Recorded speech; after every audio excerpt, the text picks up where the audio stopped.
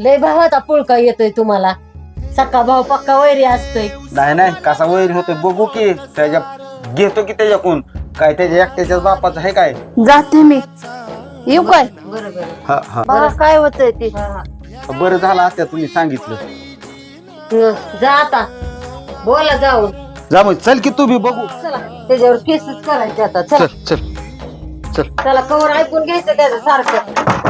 कवा आलं. लाव दरवाजा नीट मी तोवर हे करतो गाडी काढतो. चला लवकर.